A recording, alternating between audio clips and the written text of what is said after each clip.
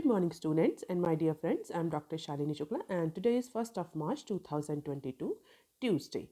Motivation of the day is the miracle is not that we do this work, but that we are happy to do it. आज के discussion में हम ये सारे news article cover करने वाले हैं, जहां पर पहली न्यूज़ जो है वो इंडिया की इकोनॉमिक ग्रोथ से रिलेटेड है। रिसेंटली जीडीपी नंबर पब्लिश हुए हैं। उन जीडीपी नंबर में इंडिया ने दिसंबर क्वार्टर में यानी Q3 ऑफ फाइनेंशियल ईयर 22 में कैसी परफॉर्मेंस दी, उसके बारे में डिस्कशन है। तो पेज नंबर 1 के और पेज नंबर 4 के जितने भी आर्टिकल हैं जो कि इंडिया की इकोनॉमिक ग्रोथ से रिलेटेड है, वो हम एक ही सेक्शन में कवर करने की कोशिश करेंगे। इसके बाद जो दूसरी न्यूज़ है वो इंडियन फर्म से रिलेटेड है, जहाँ पर इंडियन फर्म्स जो हैं वो जो डॉलर बॉन्ड्स हैं उसके प्लान को फिलहाल के लिए होल्ड पे कर रहे हैं। Third news is related to RBI's intervention and actions of banks' exposure to Russia and Ukraine.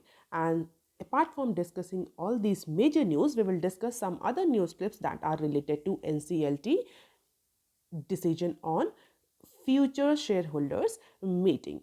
And last news is related to India's voting abstain in UNGA meet.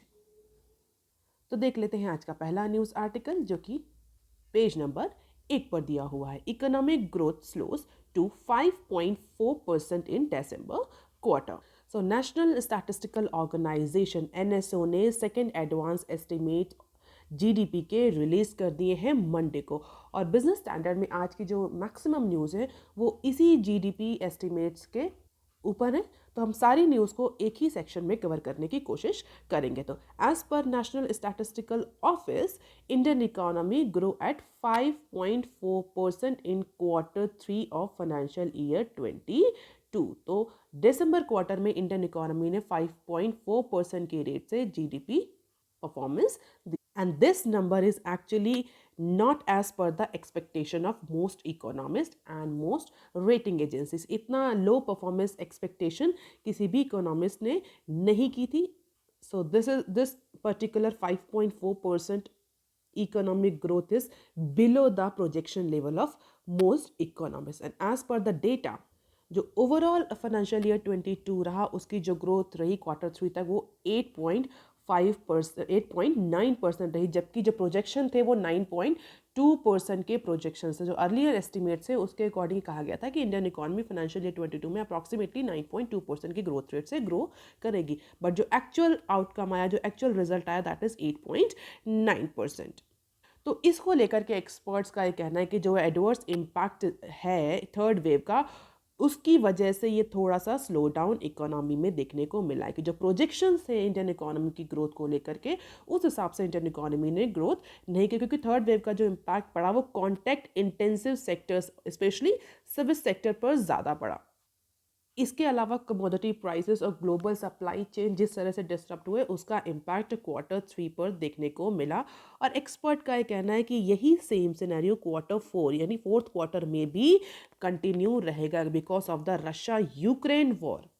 There may be further downward pressure on GDP growth, क्योंकि उससे भी crude oil के prices, commodity के prices, export import affect करेगा। ये सब जितने भी इंडिकेटर्स हैं ये इम्पैक्ट करेंगे, तो उसका हमें और ज़्यादा इम्पैक्ट Q4 में देखने को मिलेगा। तो हो सकता है जो प्रोजेक्शंस रहे हैं पिछले फर्स्ट एस्टिमेट्स में इंडियन इकोनॉमी को लेकर के फॉर फाइनेंशियल ईयर 22, उससे भी कम इंडियन इकोनॉमी ग्रो करे, क्योंकि रशिया यूक्रेन वॉर के बारे में प्रेडिक्शंस नहीं थे। अब चूंकि ये इन्वेजन स्टार्ट हो गया है तो definitely it is going to impact not only the Indian economy but also other economies.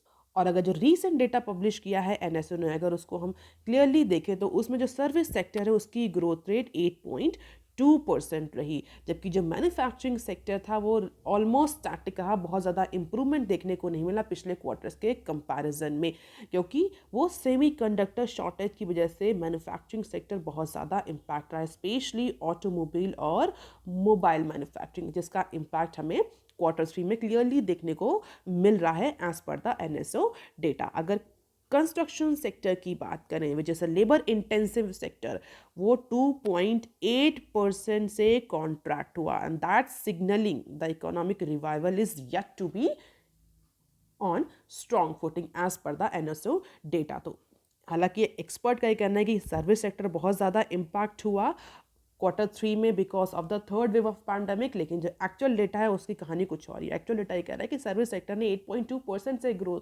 किया, जबकि जो मैन्युफैक्चरिंग और कंस्ट्रक्शन सेक्टर रहा उसमें स्टेबिलिटी और कॉन्ट्रैक्शन देखने को मिला respectively, because of number of international issues just like global supply chain disruption, increasing commodity prices, increased crude oil prices, raw material और इंटरमीडिएटरी गुड्स के जिस तरह से प्राइस बढ़ रहा था, तो कई सारी कंपनीज ने अपने जो कैपिटल एक्सपेंडिचर के प्लान्स थे उनको फिलहाल के लिए पोस्टपोन किया था। उसका इम्पैक्ट हमें कंस्ट्रक्शन सेक्टर में ईजिली देखने को मिल सकता है as per the NSO data. And this is the economic performance in Q3, which is the GDP growth 5.4% से Q3 में इंडियन GDP ने ग्रो किया है। और अगर इन्वेस्टमेंट की बात करें, एक्सपेंडिचर की बात करें, तो ये this is the graph about investment dip. जो भी हमें इन्वेस्टमेंट डिप या इन्वेस्टमेंट में भी कमी देखने को मिली है, चाहे वो प्राइवेट इन्वेस्टमेंट हो या गवर्नमेंट एक्सपेंडिचर हो, जो एंटिसिपेशन थे उन एंटिसिपेशन के कंपैरिजन में उतना इन्वेस्टमेंट या उतना एक्सपेंडिचर नहीं देखने को मिला। हालांकि पिछले क्वार्टर से कंपैरिजन में थोड़ा सा इम्प्रूवमेंट है, बट अगर प्राइवेट एक्सपेंडिचर को देखें तो वो भी पिछले क्वार्टर के कंपैरिजन में डाउन हुआ। पिछले 2 क्वार्टर्स में 14.1, 10.2% का ग्रोथ देखने को मिला था ईयर ऑन ईयर बेसिस में। इस क्वार्टर में 7.3% का ग्रोथ रेट और इस बार 7.0% का ग्रोथ रेट दिख रहा है प्राइवेट एक्सपेंडिचर में। इसी तरह गवर्नमेंट एक्सपेंडिचर भी पिछले क्वार्टर से कंपैरिजन में कम हुआ है। हालांकि ईयर ऑन ईयर बेसिस में अगर कंपेयर करें तो थोड़ा सा इंप्रूवमेंट देखने को मिल रहा है। अगर सेक्टरल परफॉर्मेंस को देखा जाए तो एग्रीकल्चर, मैन्युफैक्चरिंग, कंस्ट्रक्शन और सर्विस सेक्टर, इन सभी सेक्टर में फ्लक्चुएशंस देखने को मिल रहा है। This red bar indicates the Q1 of financial year 22, this blue bar Q2 and grey bar Q3। तो एग्रीकल्चर की फील्ड में भी कॉन्ट्रैक्शन देखने को मिल रहा है Q3 में। इसी तरह मैन्युफैक्चरिंग में भी अगर हम देखें तो मैन्युफैक्चरिंग सेक्टर भी डाउनग्रेड हुआ है। कंस्ट्रक्शन में भी नेगेटिव या डाउनवर्ड ट्रेंड देखने को मिल रहा है और सर्विस सेक्टर में भी डाउनवर्ड ट्रेंड देखने को मिल रहा है in comparison to the previous quarter. Student mind it है, in comparison to the previous quarter, we are not talking about year on year basis. Year on year basis में अगर कंपेयर करेंगे तो स्लाइट इंप्रूवमेंट देखने को मिलेगा, but this is the comparison between the quarters. My next student, here we are talking about the Q1 and Q2 results. Comparison जो है वो क्वार्टर के रिजल्ट्स के बीच में ईयर ऑन ईयर बेसिस पर नहीं। अगर पिछले साल से कंपैरिजन करेंगे तो प्रॉबेबली स्लाइट इंप्रूवमेंट दिख सकता है कुछ इंडिकेटर्स में, but this comparison is all about the quarters. तो Q1 में कैसे परफॉर्मेंस रही, Q2 में कैसे परफॉर्मेंस रही और Q3 में कैसे परफॉर्मेंस रही। तो अगर सेक्टरल परफॉर्मेंस देखें तो एग्रीकल्चर, मैन्युफैक्चरिंग, कंस्ट्रक्शन, सर्विस, इन चारों ही सेक्टर में Q3 में इंडियन इकोनॉमी की परफॉर्मेंस पिछले क्वार्टर से कंपैरिजन में खराब रही। अगर इन्वेस्टमेंट की बात करें तो इन्वेस्टमेंट में भी डिप देखने को मिला, चाहे वो प्राइवेट स्पेंडिंग हो, चाहे वो गवर्नमेंट स्पेंडिंग हो, चाहे वो ओवरऑल इन्वेस्टमेंट हो, and that is why GDP growth rate has been at the level of 5.4%। इसके अलावा अगर हाउस होल्ड कंजप्शन को और ज़्यादा डिटेल में देखें, जो कि पेज नंबर 4 पे इन सारे न्यूज़ को डिटेल में कवर किया गया है। So according to the second advance estimates of NSO, the household consumption is expected to contribute slightly more to GDP in nominal terms compared to the first advanced estimates on GDP। तो जो recent estimate, second advanced estimates publish किए हैं NSO ने, उसके according इस बार जो household consumption रहा उसका contribution GDP में देखने को ज़्यादा मिल रहा है in comparison to the previous estimates. लेकिन अगर प्री पैंडेमिक लेवल की बात करी जाए तो अभी भी जो हाउस होल्ड्स का कंजप्शन है, household consumption that is below than pre COVID level. Pre COVID level पे जो हाउस होल्ड कंजप्शन था, it means demand, we are simply talking about the demand, वो ज़्यादा थी। अभी भी इंडियन इकोनॉमी उस डिमांड के लेवल पर नहीं पहुंची है। And this is the graph of investment and consumption share in nominal GDP की। Private final consumption expenditure, this is government final consumption expenditure, and this is gross fixed capital formation, that is GFCF। तो हम clearly देख सकते हैं Q3, ये जो हमारा financial year 22 रहा, Q3 का जो रिजल्ट है और जो प्रीवियस एस्टिमेट से उनके कंपैरिजन में क्या परफॉर्मेंस रही Q3 थ्री में अगर प्राइवेट फाइनल कंजप्शन की बात करी जाए, private final consumption for current physical year is projected to be approximately ₹140 trillion, that is 59.3% of GDP, and this is a slight improvement over 57.5% projected in the first advance estimate. तो थोड़ा सा increase तो है और इसीलिए हम कह रहे हैं कि कंट्रीब्यूशन जीडीपी में इंक्रीज हो रहा है, बट अभी प्री पैंडेमिक लेवल से बहुत नीचे है प्राइवेट फाइनल कंजप्शन। इसी तरह अगर हम फार्म सेक्टर की बात करें, जो इंडिया के फार्म सेक्टर की ग्रोथ रही quarter three for financial year 22 was about 2.6% at constant price. That was down from 4.1% during the same period for last year. तो पिछले साल के कंपैरिजन यानी फाइनेंशियल ईयर 21 के क्वार्टर थ्री के कंपैरिजन में, जबकि जो एग्रीकल्चर या फार्म सेक्टर की ग्रोथ रेट थी वो 4.1 थी, इसके कंपैरिजन में इस फाइनेंशियल ईयर के क्वार्टर थ्री में इंडियन इकोनॉमी के फार्म सेक्टर ने 2.6% की ग्रोथ रेट रजिस्टर करी। And despite of the bumper kharif harvest largely due to the effect of higher base in the last year, this 4.1% number and 2.6 number indicating a downward trend in farm sector as well. और अगर full advance estimates की बात करी जाए तो as per the NSA data, NSA उन्होंने कहा है कि इस पूरे फाइनेंशियल ईयर में यानी फाइनेंशियल ईयर 22 में जो फार्म सेक्टर है, एग्रीकल्चर सेक्टर है, उसका इंडियन इकोनॉमी में जीडीपी में 3.3% एट कांस्टेंट प्राइस जो है वो कंट्रीब्यूशन रहेगा। पिछले साल यही कंट्रीब्यूशन 3.9% था। पिछले एडवांस एस्टिमेट्स में जो कंट्रीब्यूशन प्रोजेक्ट किया था वो 3.9% का था, बट जो सेकंड एस्टिमेट्स रिलीज किए उसके अकॉर्डिंग एग्रीकल्चर का कंट्रीब्यूशन इस फाइनेंशियल ईयर की जीडीपी में केवल 3.3% तक ही रहेगा। तो जो ग्रॉस वैल्यू एडिशन रहा एग्रीकल्चर एंड अलाइड एक्टिविटीज का क्वार्टर थ्री में, that is lower than the last physical year and mainly due to the base effect and could also be due to the lower growth in allied sector because of the production in crop sector is projected to be robust in this season. और अगर allied sector की बात करें तो allied sector has a share of approximately 40% in total agriculture GVA. तो दोनों का जो contribution allied plus agriculture का जो contribution रहा क्वार्टर थ्री में वो थोड़ा सा डिक्रीज हुआ है as per the NSO data. And this is the graph, the DVA of agriculture and allied activities in quarter 3 of financial year 22. You can have just a glimpse of it. पिछले 3 quarters का comparison किया गया है. You do not need to mark up this data. You can just have the glimpse of it. अब देख लेते हैं next clip. Core sector growth moderates to 3.7% in January.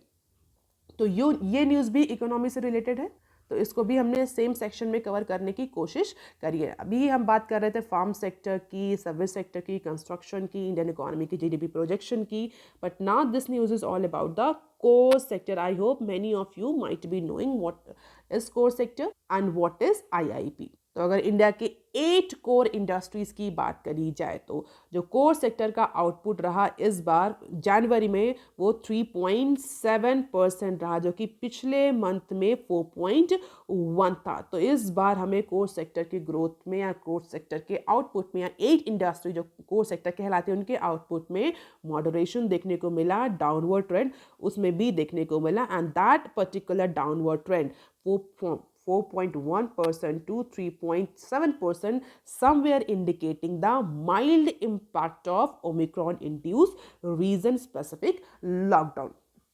तो ये एक्सपर्ट्स का कहना है कि जो region specific, area specific lockdown लगे थे ओमिक्रॉन की वजह से, उसकी वजह से ये स्लाइट डाउनवर्ड देखने को या आउटपुट में ये कमी देखने को मिल रही है। तो आप मुझे कमेंट सेक्शन में लिखकर बताएं कि इंडिया के जो कोर सेक्टर है उसमें कौन कौन सी 8 इंडस्ट्रीज आती हैं। और अगर 8 इंडस्ट्री या कोर सेक्टर की बात करें तो इनका इंडिया के जो ओवरऑल इंडस्ट्रियल आउटपुट है, इंडस्ट्रियल प्रोडक्शन है, उसमें 40% का कंट्रीब्यूशन अकेले कोर सेक्टर का होता है। And as per the recent projection, even then the expansion in index of industrial production may rise in January against 0.4% in December due to the favorable base effect. तो ये कहना है कि core sector के output में भले ही हमें थोड़ा सा मॉडरेशन देखने को मिल रहा है, स्लो डाउन देखने को मिल रहा है, बट जो overall index of industrial production है वो दिसंबर मंथ के कंपैरिजन में इंक्रीज होगा अप्रॉक्सीमेटली 0.4% का. तो जो टोटल इंडस्ट्रियल आउटपुट है वो 0.4% से इंक्रीज करेगा इन the month of January. However, the core sector has a bit over 40% weighing in the index of industrial output, and this simply means the industrial sector may have escaped any major impact of third wave. तो बहुत ज़्यादा impact देखने को नहीं मिला Omicron का as per the expert, लेकिन हाँ कोर सेक्टर में थोड़ा सा मॉडरेशन दिख रहा है. And this is the trajectory of growth more specifically for core sector output and IIP. IIP stands for Index of Industrial Production. This yellow or we can say orange bar indicates the graph for IIP growth and this black indicates the core sector output. लेकिन अगर data को और clearly देखें और अगर ज़्यादा observe करें तो 8 कोर सेक्टर्स में, जो 8 कोर सेक्टर्स हैं या हम बोले 8 कोर इंडस्ट्रीज हैं, उसमें कोल और स्टील एक दो ऐसे सेक्टर्स थे जिन्होंने जनवरी मंथ में स्ट्रॉन्ग ग्रोथ रजिस्टर करी है in comparison to the previous month. तो कोल और स्टील के सेक्टर में अपार्ट फ्रॉम रिमेनिंग 6, कोल और स्टील ने परफॉर्मेंस हम बोल सकते हैं ग्रोथ रजिस्टर करी है in the month of January in comparison to the last month that is December. इसके अलावा आप देख लेते हैं next clip. Fiscal deficit to touch 58.9% of full year budget. तो as per the NSO data, the center's fiscal deficit for April and January financial year 22 came at approximately 9.38 trillion, or in simple word we may call it 58.9% of full year revised estimate. और पिछले साल same period में यही जो percentage था that's what approximately 66.8% था. Simple, इसका reason simple है, अभी हमने डिस्कस किया कि गवर्नमेंट जो कंजप्शन है, गवर्नमेंट एक्सपेंडिचर जो है वो भी डाउन हुआ है और उसका इम्पैक्ट हमें सीधे सीधे फिस्कल डेफिसिट के डेटा में देखने को मिल रहा है. पिछले साल इसी सेम पीरियड में जो गवर्नमेंट का फिस्कल डेफिसिट था वो 68.8% तक का टारगेट अचीव कर गया था till the month of December, यानी Q3 तक, यानी फाइनेंशियल ईयर 21 के Q3 में 66.8% फिस्कल डेफिसिट का जो टारगेट था वो अचीव हो गया था, जो कि फाइनेंशियल ईयर 22 में केवल 58.9% है. दैट समवेयर इंडिकेटिंग कि गवर्नमेंट का जो एक्सपेंडिचर है, इन्वेस्टमेंट एक्सपेंडिचर, जो गवर्नमेंट का कंजप्शन है वो कहीं ना कहीं रिड्यूस हुआ है फाइनेंशियल ईयर 22 में, मोर स्पेसिफिकली Q3 में. और यही NSO का डेटा रिफ्लेक्ट भी कर रहा है. इसके अलावा एक और ट्रेंड देखने को मिल रहा है, ये जो स्लाइड डाउनवर्ड ट्रेंड देखने को मिला है, जो फिस्कल डेफिसिट गवर्नमेंट का 58.9% आया है for the Q3 of financial year 22, that is on the back of higher tax proceeds. इसके अलावा टैक्स प्रोसीड, जो टैक्स कलेक्शन जो है वो भी इम्प्रूव हुआ है because of the improvement in economic activities, more specifically in Q1 and Q2, जिसकी वजह से गवर्नमेंट का जो टैक्स कलेक्शन बढ़ा है वो भी ज़्यादा हुआ है. And that is why the fiscal deficit is actually, or fiscal deficit number is actually looking better in comparison to the previous year. And this is the revenue breakup for government: next tax revenue, non-tax revenue, non-debt capital receipts, revenue expenditure, capital expenditure and fiscal deficit for April and January time period. और अगर हम इस साल के budget की बात करें, यानी budget year for financial year 23, जो हमारी फाइनेंस मिनिस्टर हैं उन्होंने रिवाइज कर दिया था फिस्कल डेफिसिट का target to approximately 6.9% of nominal GDP from the budgeted estimate. Budget में कितना परसेंट किया था? 6.8% का. तो इस बार की जो स्पीच थी उसमें उन्होंने बोला था कि जो बजटेड एस्टिमेट था फिस्कल डेफिसिट का फॉर फाइनेंशियल ईयर 22 वो अब 6.9% होगा. However, if the centre gets higher than expected proceeds from the LIC IPO, then the budgeted estimates target can be met.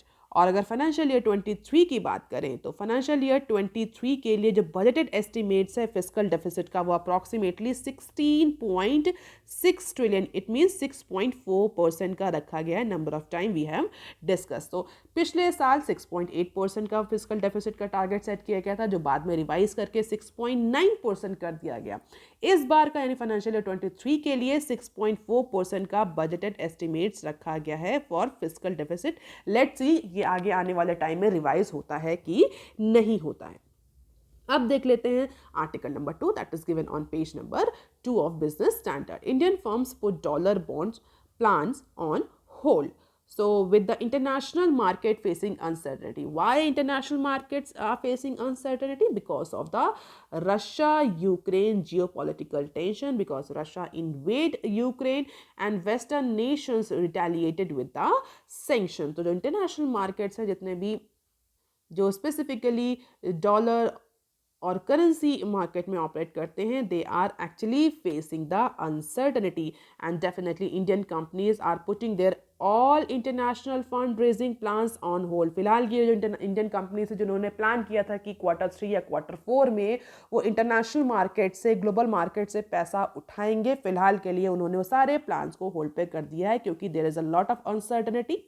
बहुत ज़्यादा एक्सचेंज रेट जो है वो फ्लैक्चुएट कर रहे हैं और जिस तरह से वेस्टर्न नेशंस ने रिटेलिएट किया है with economic sanctions to Russia, उसके बाद से और ज़्यादा अनसर्टनिटी जनरेट हो गई। And bankers said apart from the geopolitical crisis, international rates are also hardening in anticipation of interest rate hike by US federal. तो रिसेंटली यूएस फेडरल ने clear indication दे दी, US federal central bank of US, उसने clearly indication दिया था that they are going to raise the interest rate in order to control the inflation in US. US में जिस तरह से इन्फ्लेशन बढ़ रही थी, तो यूएस फेडरल का क्लियर इंडिकेशन था कि now we will go for hike in interest rate, जिसकी वजह से इंटरनेशनल रेट जो है वो और ज़्यादा हार्डन हो रहे हैं। तो एक तो जियोपॉलिटिकल क्राइसिस रीज़न है ही, इसके अलावा जो यूएस फेडरल रिजर्व है उसका जो इंक्लिनेशन है, इन सारे फैक्टर्स की वजह से फिलहाल के लिए इंडियन जो कंपनीज हैं जिन्होंने प्लान रखे थे अपने फ्यूचर प्लान्स की, वो इंटरनेशनल मार्केट से, ग्लोबल मार्केट से फंड रेज करेंगे थ्रू डॉलर बॉन्ड्स, वो सारे प्लान अभी के लिए पोस्टपोन कर दिए most of the Indian companies ने। क्यों? अब बात करें कि इस सिचुएशन में क्या बेसिकली इंटरनेशनल मार्केट में फ़र्क पड़ रहा है, क्योंकि अनसर्टनिटी बहुत ज़्यादा है, इंटरनेशनल रेट्स बहुत ज़्यादा फ्लक्चुएट कर रहे हैं, यूएस फेडरल भी कहीं ना कहीं इंडिकेट कर रहा है कि they are going to hike the interest rate. तो हो क्या रहा है, इस समय जो इंटरनेशनल इन्वेस्टर्स हैं वो अवेलेबल नहीं होंगे फॉर फंड रेजिंग प्रोसेस, क्योंकि इंटरनेशनल इन्वेस्टर्स जो हैं बेसिकली वो अब इस समय रिस्की किसी भी वेंचर में इन्वेस्ट नहीं करना चाहेंगे। They will try to shift their assets into the safe haven assets by exiting from emerging markets. तो जिस तरह से इंटरनेशनल प्राइस जो है वो फ्लक्चुएट कर रहे हैं, उसको देखते हुए जितने भी इंटरनेशनल इन्वेस्टर्स हैं, they will actually reframe themselves, वो रीफ्रेम करेंगे अपने आप को for investing into any short of emerging market instruments, जिसकी वजह से लिक्विडिटी की अवेलेबिलिटी नहीं रहेगी इन इंटरनेशनल मार्केट्स में, and that is why banks and other companies, those who are having any sort of exposure or were trying to get the exposure into international market, they are actually postponing their plans. अगर बात करें कि India में कौन कौन सी companies थी ऐसा जो प्लान कर रही थी कि वो इंटरनेशनल मार्केट से पैसा उठाएंगे, तो बहुत सारी ऑयल कंपनीज थी, JSW, मुंबई एयरपोर्ट, इस तरह की जो कंपनीज थी, they were actually planning for raising the fund through international market. But after Ukraine situation, they all are watching the scenario. As of now, all the fundraising exercises and program has been postponed. और कुछ recent time से Indian companies में ये trend ज़्यादा increase हुआ है कि international market से पैसा उठाना rather than going for domestic market, क्योंकि गवर्नमेंट पैंडेमिक की वजह से इंडिया में भी लिक्विडिटी बहुत ज़्यादा इम्पैक्ट हुई थी, तो जो कंपनीज थी वो प्रेफर कर रही थी इंटरनेशनल मार्केट। ओके, जैसे बात करें रिलायंस इंडस्ट्री, तो रिलायंस इंडस्ट्री ने इनिशियली ये ट्रेंड स्टार्ट किया था और अभी तक इंडियन कंपनीज अप्रॉक्सीमेटली $6 बिलियन तक का फंड रेज कर चुकी हैं थ्रू डॉलर बॉन्ड्स। और अगर टोटल फंड रेजिंग की बात करें तो अप्रॉक्सीमेटली $23.3 बिलियन का फंड रेज हुआ, जिसमें से केवल $6 बिलियन का फंड जो है वो डॉलर बॉन्ड्स के थ्रू रेज किया था। फिलहाल यूक्रेन की वजह से, यूएस फेडरल रिजर्व के इंक्लिनेशन की वजह से, इन्वेस्टर सेंटिमेंट्स की वजह से companies are postponing their fund raising exercise. This is the dollar bond issued by Indian companies and the fundraising exercise by Indian companies in international markets। हम देख सकते हैं फाइनेंशियल ईयर 2015 से लेकर के 2022 तक क्या ट्रेंड रहा। These are the names of few companies those who have gone for fundraising exercise into the international market। Reliance की बहुत सारी कंपनीज रही, Shriram transport, India clean energy, JSW, state bank of India ने भी जॉइंट वेंचर करके एक particular company के साथ में, बैंक के साथ में जो इंटरनेशनल मार्केट है वहाँ से फंड रेज किया। मुझे कमेंट सेक्शन में लिखकर बताएं कि SBI ने किसके साथ जॉइंट वेंचर करके फंड रेजिंग एक्सरसाइज करी थी। अब देख लेते हैं article number 3 that is given on page number 6। RBI to take stock of banks exposure to Russia and Ukraine. So with the Russia invasion into Ukraine that has attracted a tough sanctions on Russia। तो reserve bank of India अब क्या कर रहा है, क्योंकि Russia पर तो बहुत सारे सेंक्शन लग गए, वेस्टर्न इकोनॉमीज ने बहुत सारे सेंक्शन लगा दिए। हालांकि हमने अभी कल डिस्कस भी किया था कि जो ऑल्टरनेटिव पेमेंट मैकेनिज्म है उसको इंडिया डिस्कवर कर रहा है रुपी और रूबल में। But now RBI is actually gauging the extent of damage that Indian banking sectors may have due to the worsening geopolitical situation. तो अब RBI क्या कर रहा है, RBI सिंपली ऑब्जर्व कर रहा है, ये देख रहा है कि जो इंडियन बैंकिंग सेक्टर है उसका कितना एक्सपोजर है रशिया में या यूक्रेन में, और कितना इम्पैक्ट पड़ेगा अगर ये जियोपॉलिटिकल सिचुएशन और ज़्यादा ख़राब होती है। तो इंडियन बैंक एसोसिएशन ने टॉप बैंक्स के साथ मीटिंग कॉल करी है और उन बैंक से बोला है कि आप अपनी डिटेल सबमिट करिए कि आपका कितना एक्सपोजर है रशिया में और यूक्रेन में। इवन जो इंटरनेशनल मार्केट है जहाँ पर हम बात कर रहे थे कि डॉलर बॉन्ड्स में कितना एक्सपोजर है, उसकी भी डिटेल RBI ने सीख करी। तो banks have been asked to furnish all the details by the Wednesday. Simply RBI ये ऑब्जर्व करना चाहता है या एनालाइज करना चाहता है कि कितना एक्सपोजर है इंडियन बैंक्स का रशिया और यूक्रेन में, इसके अलावा कितना इंटरनेशनल एक्सपोजर है और किस तरीके से इंडियन बैंकिंग सेक्टर इस जियोपॉलिटिकल सिचुएशन से इम्पैक्ट करेगा। और इस एनालिसिस के बाद RBI सिंपली ये एनालाइज करेगा कि कितने प्रॉब्लम्स जो हैं वो बैंक्स फेस कर सकते हैं, what are the challenges, what is the extent of challenges, और उस चैलेंज से, उस पर्टिकुलर प्रॉब्लम से, एक्सपोजर से इंडियन बैंकिंग सेक्टर कैसे इम्पैक्ट कर रहा है और कैसे उस इम्पैक्ट को रिड्यूस किया जा सकता है, कैसे उस एक्सपोजर को, उस निगेटिव इम्पैक्ट को मिनिमाइज किया जा सकता है। हालांकि बैंकिंग ऑफिशियल्स का कहना है कि प्राइमा फेसी देखने में तो ऐसा लग रहा है कि बैंक्स का बहुत ज़्यादा एक्सपोजर नहीं है रशिया और यूक्रेन में, लेकिन बट फिर भी banks have some exposure in the forms of guarantees. तो कुछ ना कुछ हम ये नहीं कह सकते कि ज़ीरो एक्सपोजर है, there is certain amount of exposure और RBI उसी को एनालाइज करना। जैसे कि अगर हम बात करें स्टेट बैंक ऑफ इंडिया की, तो state of bank of India का जो कनारा बैंक के साथ रशिया में जॉइंट वेंचर है जिसका सीधा नाम है कमर्शियल इंडो बैंक। 60% जो स्टेक है वो SBI का है और 40% स्टेक है वो कनारा बैंक का। तो दोनों बैंक्स ने मिलकर के कमर्शियल इंडो बैंक रशिया में ऑपरेट कर रहे हैं। तो इसका मतलब SBI और कनारा बैंक इन दोनों का ही एक्सपोजर है रशिया में। And according to the bankers, payment made by one of the public sector banks to Russia will hit a wall at SWIFT system has been cut off from Russian bank. तो definitely हमने कल भी discuss किया था कि Swift system से जैसे Russia को बैन कर दिया गया है, उससे बैंकिंग सेक्टर भी इम्पैक्ट करेगा, क्योंकि इंडियन बैंक्स हैं वो ऑपरेट रशिया में कर रहे हैं। रशिया के सारे बैंक्स, मोस्ट ऑफ द जो 5 टॉप बैंक्स हैं उनको बैन कर दिया गया है स्विफ्ट सिस्टम को एसेस करने। तो उसका इम्पैक्ट हमें SBI और कनारा जैसे बैंक्स में भी देखने को मिलेगा जिनका एक्सपोजर रशिया में है।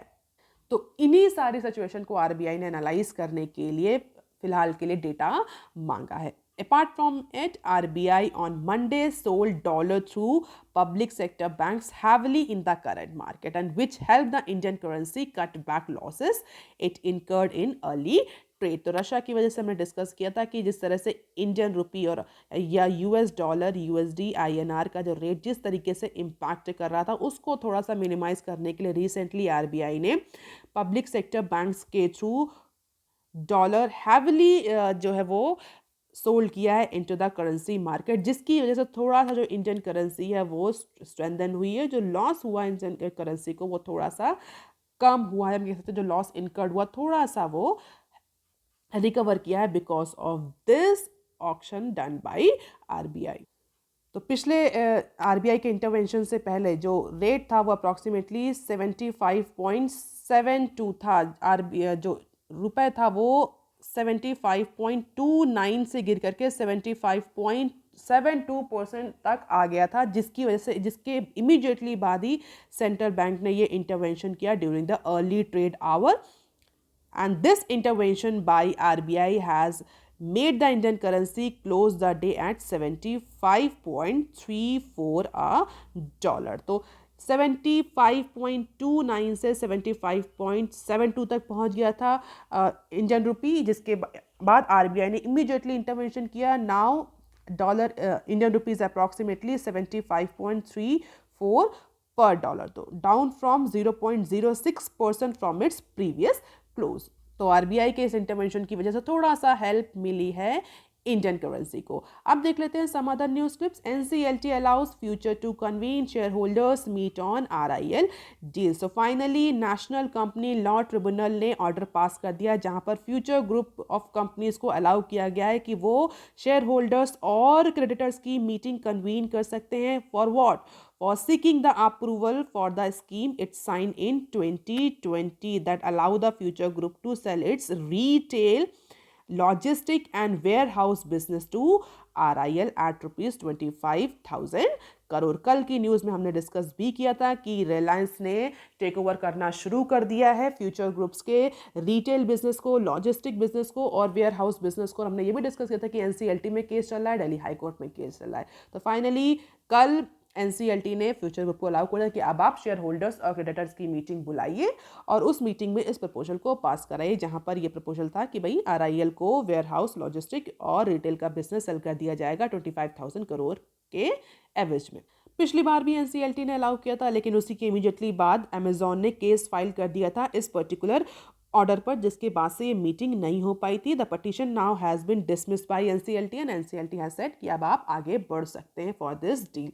अब देख लेते हैं next clip. India abstain on vote to call UNGA meet again. So for the second time in as many days India abstain on US security council resolution to convene a rare emergency special session of UN General Assembly on the particular issue of Russia aggression into Ukraine। तो India ने फिर इस बार voting नहीं किया। This is the second time India abstained on UN Security Council resolution to convene a rare emergency meeting। India के अलावा China और UAE has also abstain, जबकि रशिया ने वोट किया है अगेंस्ट दिस रेजोल्यूशन। रशिया ने वोट किया है कि इस तरह की कोई भी रेयर इमरजेंसी मीटिंग कॉल नहीं करी जाएगी रशिया के इन्वेजन को लेकर के, जबकि इंडिया, चाइना और यूएई ने इस पर्टिकुलर रेजोल्यूशन में वोटिंग ही नहीं करी। और अगर इस रेजोल्यूशन की बात करें तो फेवर में कितने लोगों ने वोटिंग करी, तो ब्राज़ील, फ्रांस, गबन, गाना, island, Mexico, Norway, UK, US all has voted in support of this particular resolution. और अगर ये रेजोल्यूशन पास हो जाता है तो एक रेयर इमरजेंसी मीटिंग कॉल करी जाएगी on the issue of Russia's aggression against Ukraine. तो फिलहाल के लिए इंडिया, चाइना और UAE has abstain themselves from voting into this resolution। So that is all for today, student. If you want lecture PDF, you can join my Telegram channel.